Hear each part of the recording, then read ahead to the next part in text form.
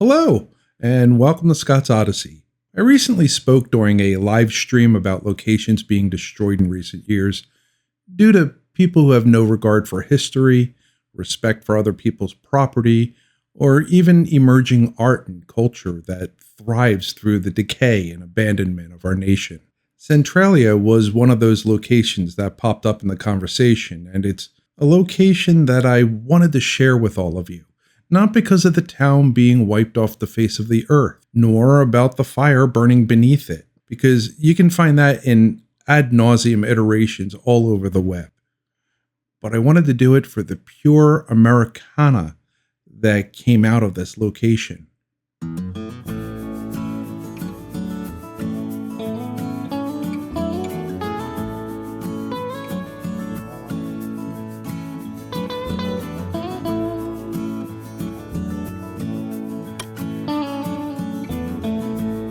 When I say Americana, I'm speaking of a part of the American civilization that goes unnoticed and better represents the sentiment of our culture here in North America and how we, at all different ages, express ourselves with our available surroundings.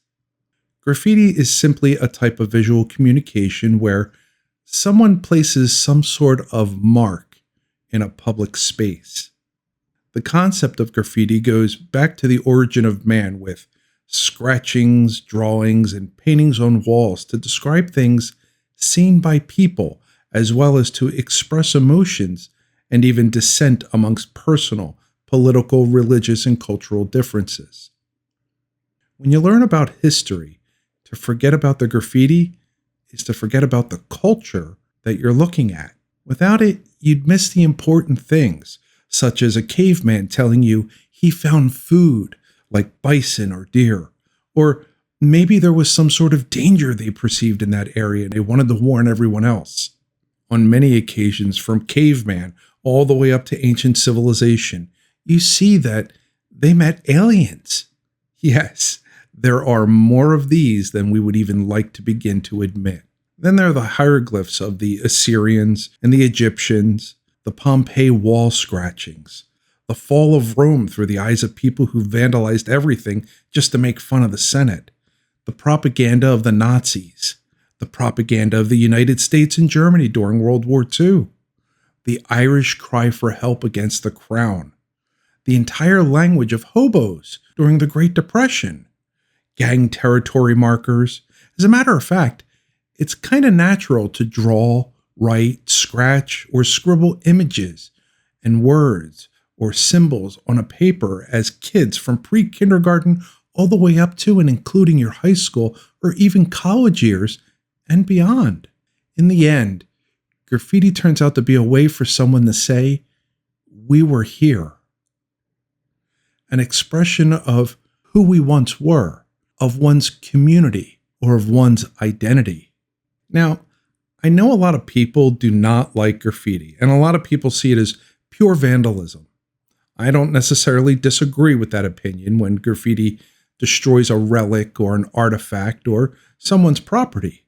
But I also do not disagree with the person who needed to express something through their graffiti and were decided enough to take the legal or even life-threatening risks to actually express it. Because without it, something that makes a human an individual would be lost.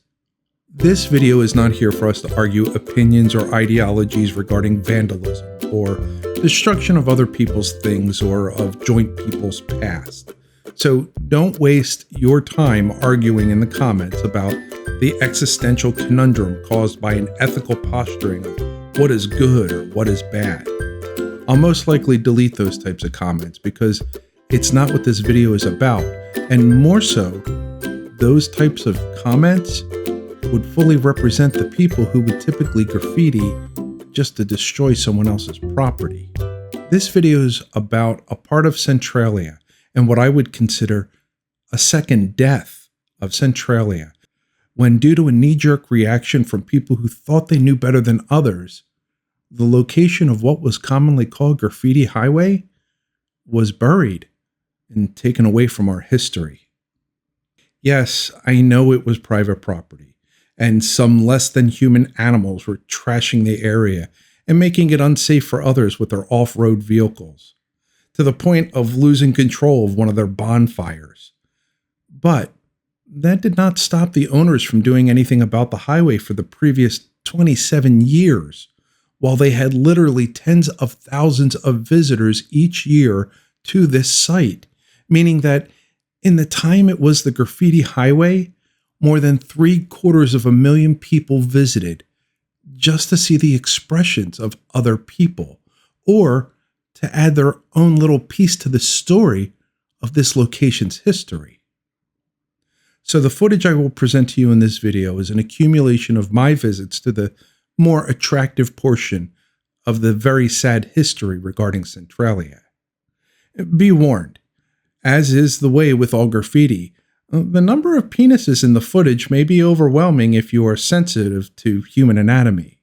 But hey, even the cavemen and ancient civilizations had a habit of popping a Johnson on an already existing image, which is kind of a neat thing to think about, that we have that in common with a people that have been gone for over 6 million years. Without further ado, here's Graffiti Highway, a now lost relic of Americana history.